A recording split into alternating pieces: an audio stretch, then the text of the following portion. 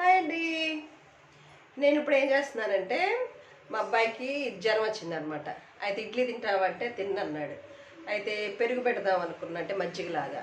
అది పెడితే వాడికి జలుబు చేసి దాస్తమా ఉందనమాట. అందుకోసం ఏం చేయాలని ఆలోచించి ఇప్పుడు ఒకటి చేస్తున్నాను. ఏం చేస్తున్నానో మీరు కూడా చూసేయండి, ఓకేనా?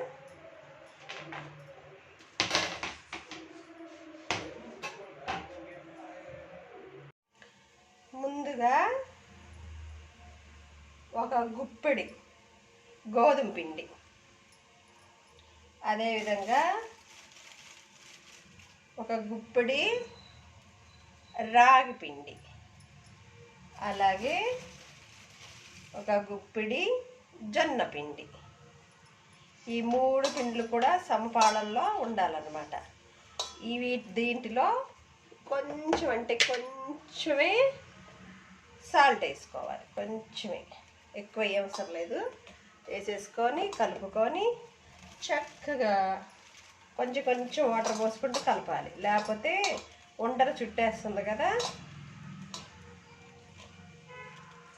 అట్లా పోసుకుంటే కలిపి ఉండలు లేకోకుండా జారుగా, అంటే మనం దోశలు వేసుకునేదంటే జారు కలుపుతాం కదా, అలాగా నీళ్ళు పోసి శుభ్రంగా నీట్గా ఇట్లా కలిపేసుకోవాలి. ఉండలు రాకూడదు, ఉండలు వస్తే మళ్ళీ దోశ వేసేటప్పుడు బాగదనమాట.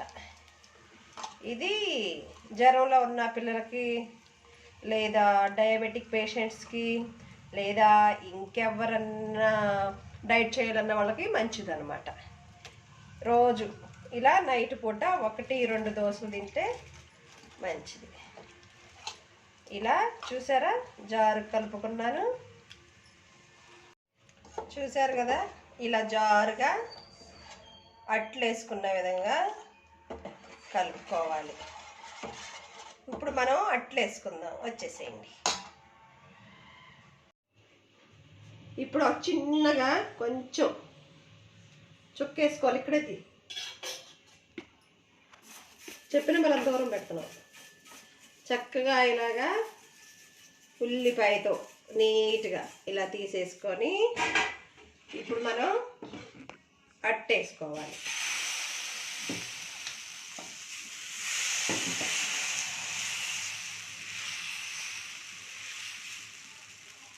మా అబ్బాయికి కాబట్టి చిన్నట్లే వేద్దాం. ఎంత పెద్దగా కావాలంటే అంత పెద్ద వేసుకోవచ్చు.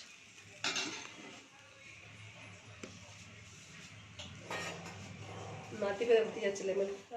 ఇప్పుడు ఇది ఉడికిపోయి ఉంటుంది, మనం రెండో వైపు తిప్పుకుందాం. ఇది అలవాటు చేశారా, ఎంత చక్కగా వచ్చేసిందా. ఇవి డైట్ చేయాలి అనుకున్న వాళ్ళు కూడా నైట్ ఫుడ్ తింటే చక్కగా స్లిమ్ అవుతారు, ఎందుకంటే అంతా ఫైబర్ కదా.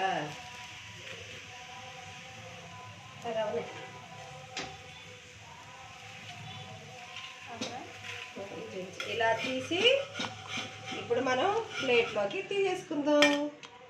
ఇప్పుడు దీన్ని చక్కగా కూరతో, ఏ కూర ఉంటే ఆ కూరతో తినొచ్చు అనమాట. ఓకే, అంతే, కూరతో తినేద్దాం. మళ్ళీ ఇంకో దోశ వేసుకుందాము. సమయం లేదనుకున్నప్పుడు ఇలాగా మనం చేసేసుకొని పిల్లలకు కానీ మనకు పెద్దలకు కానీ తింటే చాలా మంచిది. మీకు కనుక ఈ వీడియో నచ్చుంటే షేర్ చేయండి, లైక్ చేయండి, కామెంట్ చేయండి. ఇలా చక్కగా ఏ కూరతోనే తినేసేయండి. మరొక వీడియోతో మీ ముందుకు వస్తాను. అంతవరకు సెలవు. నమస్తే, బాయ్.